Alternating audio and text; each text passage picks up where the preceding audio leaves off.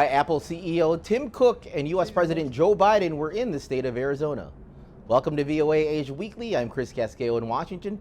That story is just ahead, but first making headlines. Beijing on Wednesday announced further relaxation of its tough COVID-19 restrictions that have wrecked the economy and triggered public protests. Infected people with mild or no symptoms will now be allowed to quarantine at home. Also, coronavirus test requirements for travel within the country in some public places were dropped. No later than mid-2023, China's border will fully reopen. Chinese leader Xi Jinping arrived in Saudi Arabia on Wednesday for a visit which China hailed as its biggest ever diplomatic initiative in the Arab world. Crown Prince Mohammed bin Salman offered Xi a lavish welcome, in contrast with a low-key reception for U.S. President Joe Biden in July. North Korea said it fired more than 130 artillery shells into the sea off its east and west coasts on Monday, after detecting military drills across the border in the south, in a continued escalation of tensions between the two countries. Mongolia's prime minister met with protesters on Wednesday. They're demanding that the government hold officials accountable for the alleged theft of 385,000 tons of coal from stockpiles on Mongolia's border with China. Indonesia's parliament on Tuesday banned sex outside marriage with a punishment of up to 1 year in jail, despite worries the law may scare away tourists. However, it will be 3 years before the new criminal code takes effect. A South Korean cargo truck driver strike continued despite an executive order to return to work and end the 2-week walkout. In their second nationwide strike since June, cargo truck drivers are calling for the government to make permanent a minimum freight rate system that is due to expire at the end of the year. U.S. President Joe Biden was in the state of Arizona Tuesday promoting investments in U.S. semiconductor manufacturing. He was joined by officials from the Taiwanese semiconductor giant TSMC, which says it is tripling its Arizona investment. VOA correspondent Michelle Quinn has more.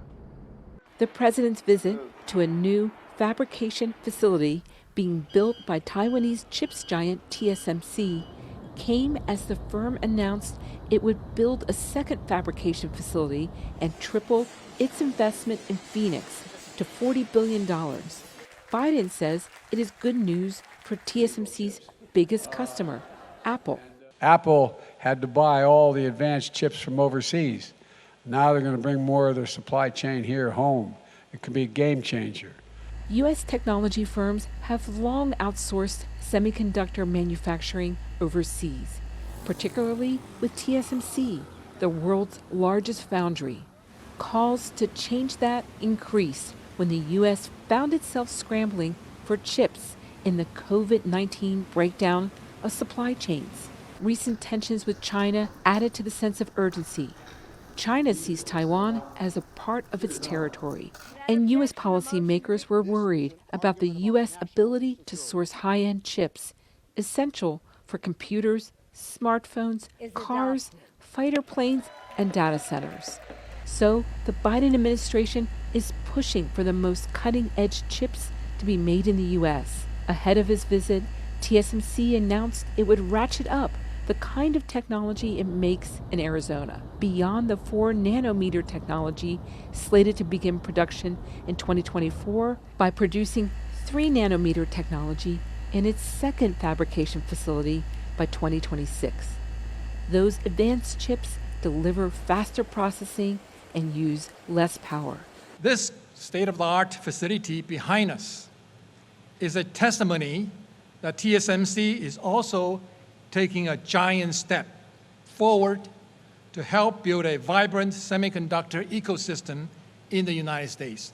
The company, which had said it would hire 2,000 workers, now says it will employ 4,500. Michelle Quinn, VOA News. Visit voanews.com for the most up-to-date stories. You're watching VOA Asia Weekly.